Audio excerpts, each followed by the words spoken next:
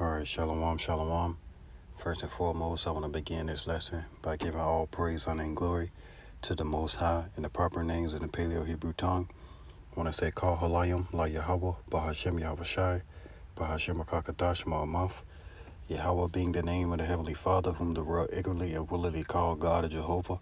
Bahashem meaning in the name of.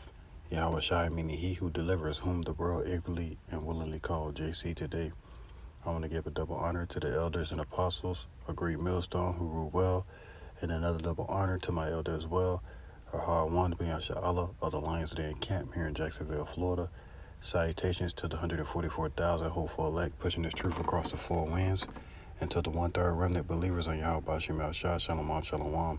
It's going to be a quick lesson put together through the spirit and power of Yahweh Bashim Al-Shah, and I pray that it be edifying.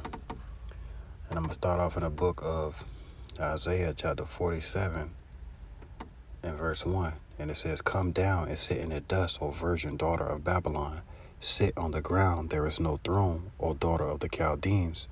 For thou shalt no more be called tender and delicate." And we see that this place is slowly but surely, fastly being consumed, Salakia. This place is fastly being consumed. And you see the other nations basically lifting up themselves. You see the bricks. You seeing the weak say they're strong, and we're gonna come upon a time on the earth where it ain't gonna be no more talking. All these nations are gonna basically lift up themselves and fully consume this place. These nations have the mindset right now, they lift up their head to take rulership, and cast this virgin daughter of Babylon down to the ground, being America. And it says, "Take the millstone and ground meal, uncover thy locks, make bare the legs, uncover the thigh, pass over the rivers, thy nakedness shall be uncovered. Yeah, thy shame shall be seen. I will take vengeance, and I will not meet thee as a man." It's all right. Yahweh Shema Shai is basically uncovering every single layer of this place, making this place bare to where all the nations can see this place nakedness, to where all the nations can see the weakness of this place, the plagues, basically the Lord is lifting up the skirt of this nation, showing all the putrefying swords, showing all the basically showing this place's nakedness, basically. So it says, thy nakedness shall be uncovered, yeah, thy shame shall be seen. I will take vengeance, and I will not meet thee as a man, right? And the whole world is watching. The whole world is watching. That's why you had, all those African nations like last year basically saying they running with Russia. You had basically everybody just basically pointing the finger at the bully and getting ready to jump the bully, basically. But the Lord Yahweh Shema Shah said he's not going to meet them as a man. Talks about in 2nd Edges 12 how, Yahweh Shah basically came the first time, and he was preaching against this place, preaching against this kingdom, preaching against us, preaching against those that was ruling at the time, and our people that was basically trying to be like them, so much so to where they didn't receive Yahweh Shah because they didn't want the Romans to take away their place.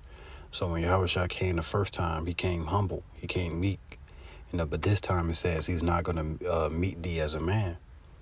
He's not going to meet you. He's not going to come friendly this time. This time he's going to come to, deliver the elect of the nation of Israel, and to basically join us to the marriage. Lord willing, I'm a part of that number. But right now you see the bride making herself ready, basically. So the Lord said he's not going to meet thee as a man. Verse 4, as for our Redeemer, the Lord of hosts is his name, the Holy One of Israel, Yahweh Shema Shah. Verse 5, sit thou silent and get thee into darkness, O daughter of the Chaldeans, for thou shalt no more be called the Lady of Kingdoms, The Lord's going to, bring this place low. He's going to consume it on all angles. And then ultimately, it ain't going to be no more talking. The only thing we're going to see is plagues, mourning, lamentation, and woe in the streets. It's all right. It says, "For thou shalt no more be called the Lady of Kingdoms." These places basically use America, Babylon the Great up, and now they getting ready to cast her to the side and basically try to lift up the head, not understanding that Yahweh Shah has next. They think that they're gonna rule and basically use these BRICS currencies and ultimately the RFID to basically rule. But ultimately, Yahweh Shah is that one that's gonna wear the crown, one that's all said and done with. So right, sit down to silence. Sit down to it says, "Sit thou silent and get thee into darkness, O daughter of Chaldeans." All right, this place is soon we're gonna see. Soon we're gonna see everything that we read about. There's gonna be one day on this earth to where it ain't gonna be no light in this place, only darkness. You see what I'm saying? To where physically, EMPs, spiritually we already see the darkness of this place. But spiritually the only light is gonna be with the elect of the nation of Israel, and physically on the physical plane, you're gonna have those missiles hit to where even the sun and the moon they're gonna shine. By that time, the Lord's elect already be standing on the sea of glass. Let me keep going. So right, this place is not going to be called the Lady of Kingdoms. Verse 6, it says, "I was wroth with my people, and have polluted mine inheritance, and given them into thy hand. Thou didst show them no mercy. Upon the ancient hast thou very heavily laid thy yoke." Right, and that was prophecy. That Yahweh Shemashah was going to bring that upon our nation for being rebellious. He's going to bring a nation as swift as the eagle fly from far, which shall not regard the young or the old. But the Lord said, "I was wroth with my people, I have polluted my heritage and given them into thy hand, and thou didst show them no mercy." Right, these nations didn't show us no mercy. For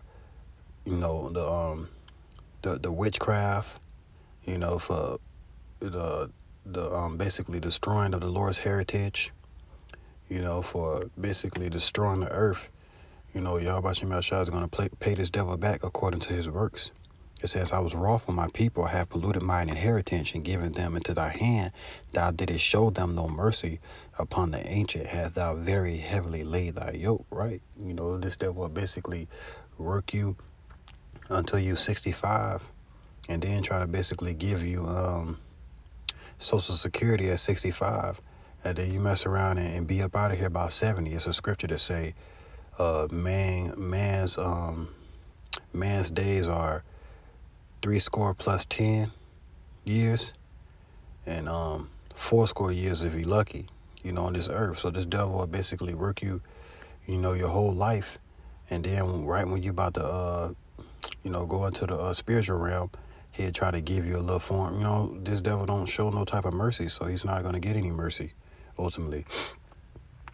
It says, "Thou didst show them no mercy. Upon the ancient hast thou very heavily laid thy yoke. And thou saidest, I shall be a lady forever, so that thou didst not lay these things to thy heart.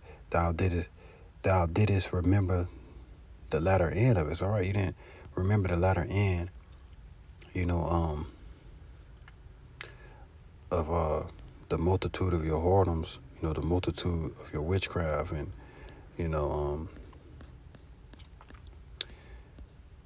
that's why you have all these devils say, "Well, that was my grandparents and it wasn't me. So how you gonna blame me for the things?" But you are your grandparents. The scriptures say your soul is regenerated to the 3rd and 4th generation. So you the one who did it. You just back here to receive your punishment today. This is the book of Psalms, chapter 94, in verse 7. It says, verse 5, "They break in pieces thy people, O Lord, and afflict thine heritage. They slay the widow and the stranger, and murder the fatherless. Yet they say, the Lord shall not see, neither shall the power of Jacob regard it." Right? They say that because, these curses, there's curses that, the Lord put us under, for our disobedience. So the Lord was wroth with his people and giving his heritage into Esau's hand. It says, and he didn't show them no mercy upon The ancient have he very heavily laid his yoke, basically, when it's all said and done with. So, all right. And we being that ancient people, for of Yahweh Bashim Shai that Esau have laid his yoke on, man. When it's all said and done, we was at the bottom, working, slaving, and not receiving anything. Didn't get our 40 acres and a mule. So we did everything. We did everything for this place, built up this place, off our backs, basically. And now we still here at the bottom.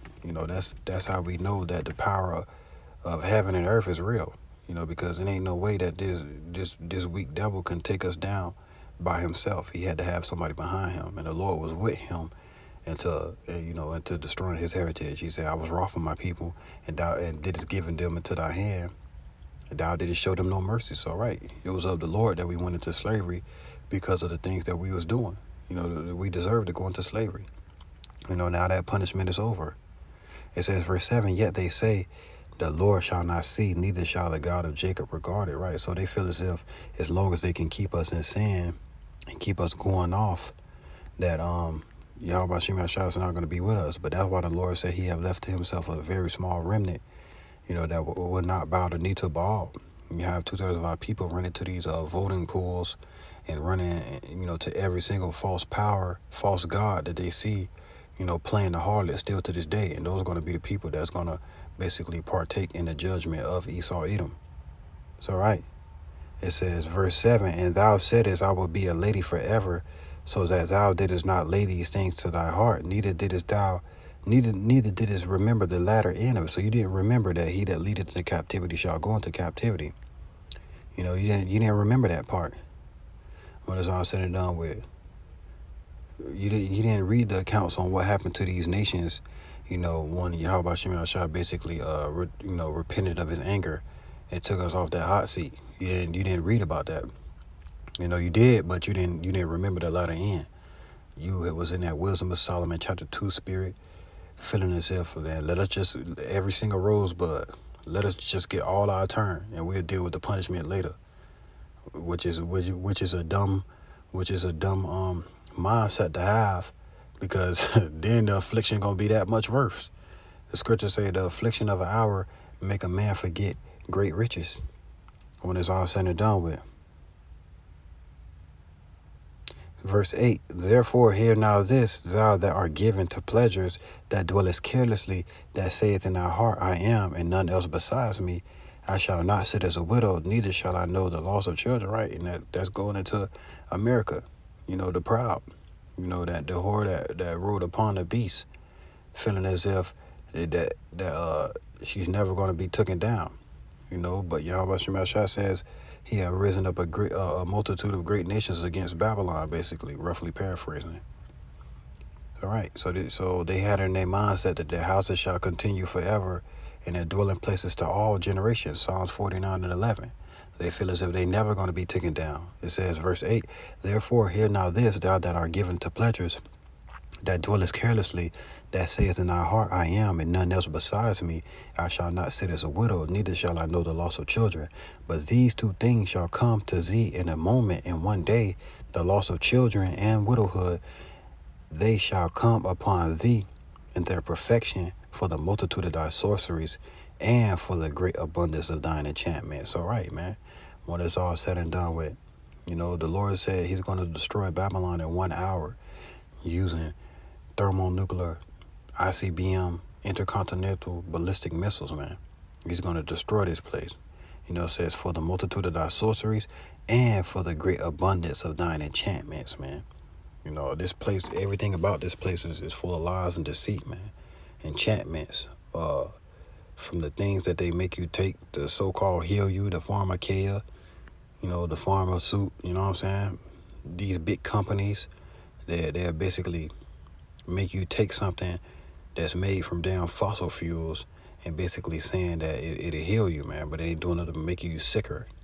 They have such thing called television, TV, television, to where they'll put subliminals in children's shows. They'll put subliminals in children's shows and corrupt the minds of the children. You know, now you will see something on TV and it'll be sodomy, where they uplift women and sodomites on their side. If they, what the scriptures say, they said the righteous said we are not for that term. We're not for that term, man. So we were made to reprove their thoughts when it's all said and done with. But everything about this place is a illusion to where something that happened here and it'll be a false flag or anything, man. Everything about this place is full of lies and enchantments, man. From the just everything about this place. Verse 10, for thou hast trusted in thy wickedness, thou hast said, none seeth me, thy wisdom and thy knowledge it hath perverted thee, and thou hast said in thy heart, I am, and none else besides me, right? He had in his mindset that he can destroy, if he can destroy, the God, gene, and the people and the spirit of Yahweh Shema Shah out of the people that he can rule.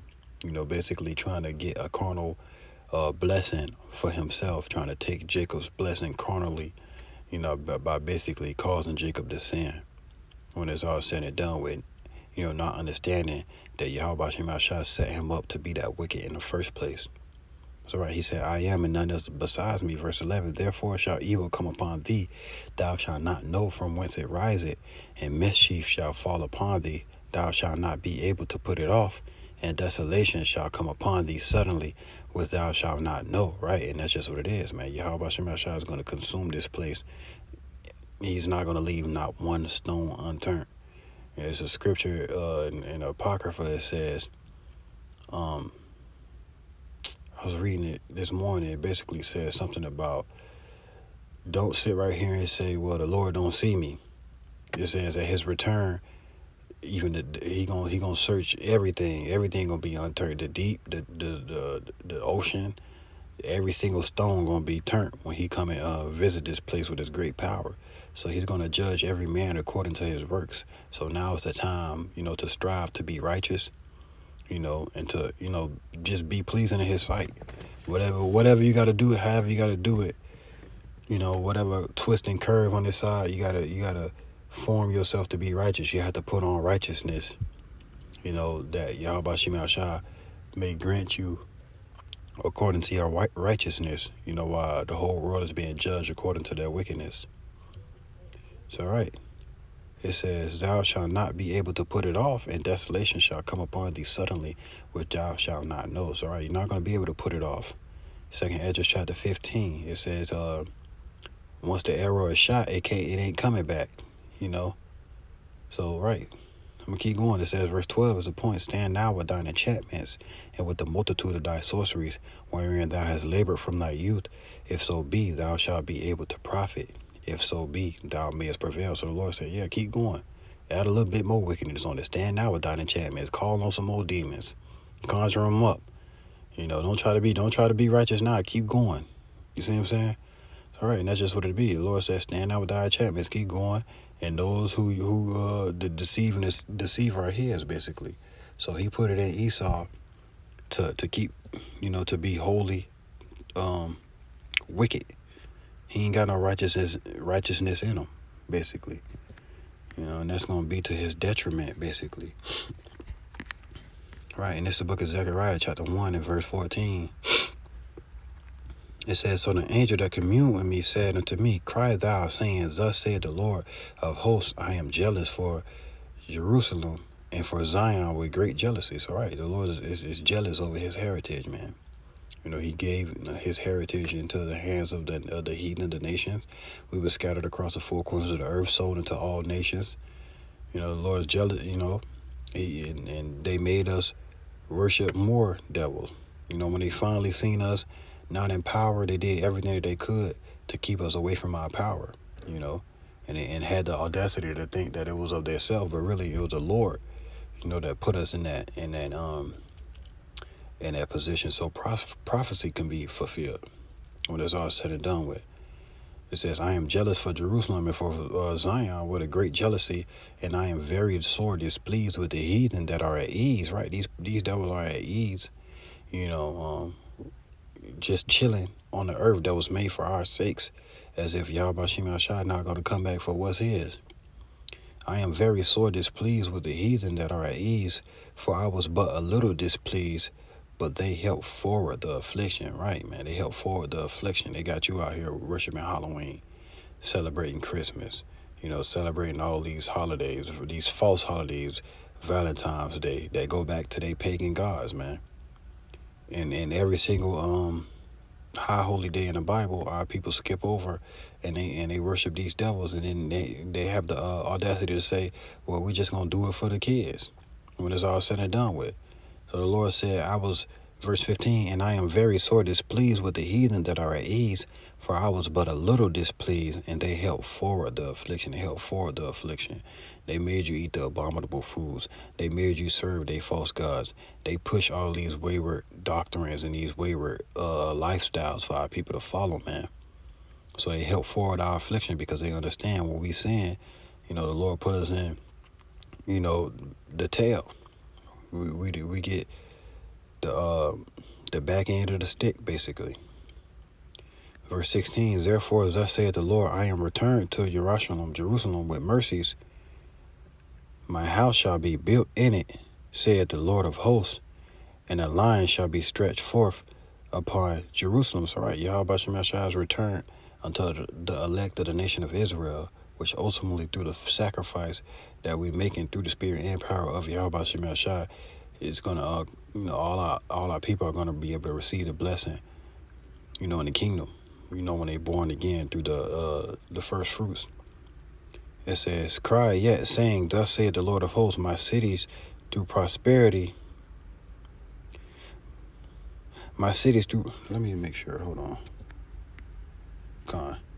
It says, verse 17, cry yet, saying, thus saith the Lord of hosts, my cities through prosperity shall yet be spread abroad, and the Lord shall yet comfort Zion, and shall yet choose Jerusalem. So, right, man, when it's all said and done with, man. The Lord is going to choose us. He's going to give us this whole earth, basically. It ain't going to be it might be some heathens living in this land, but we're going to be ruling when it's all said and done with. Verse 18 says, so like it says, then lift I up my eyes and saw, and behold, 4 horns. And I said unto the angel that talked with me, what be these? And he answered me, these are the horns which have scattered Judah, Israel, and Jerusalem. Right, going into Daniel chapter 7. You had the lion being the ancient Assyrians, the ancient Babylon being ruled by Assyrians. Had the bear being Cyrus and Medo-Persians. You had the Greeks, the Grecian Empire being Alexander, and you had the Roman Empire. These are the various captivities that our people went under and basically serve via idolatry. And now in this modern day Roman Empire, the revised Roman Empire, you still have our people basically worshiping the same false gods that they was worshiping in these same these same empires that basically scattered us across the 4 corners of the earth, man. Having our people in great idolatry when it's all said and done with. It says, and I said unto the angel that talked with me, what be these? He answered, these are the horns which have scattered Judah, Israel, and Jerusalem. And the Lord showed me 4 carpenters. Then said I, what comes these to do? And he spake saying, these are the horns which have scattered Judah, so that no man dare lift up his head. But these are come to fray them, to cast out the horns of the Gentiles, which lift up their horn over the land of Judah, to scatter it. So, right, all these nations that basically, still got us in our hand are basically going to be destroyed by, the 4 archangels and Yahweh Shah himself. You're going to have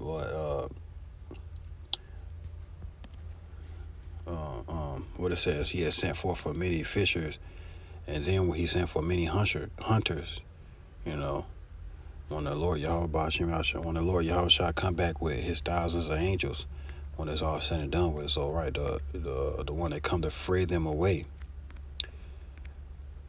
But this is the book of Revelation chapter 7 and verse 1. It says, and after these things I saw 4 angels standing on the 4 corners of the earth, holding the 4 winds of the earth, that the wind should not blow on the earth, nor on the sea, nor on any tree. And that wind is basically going into the destruction.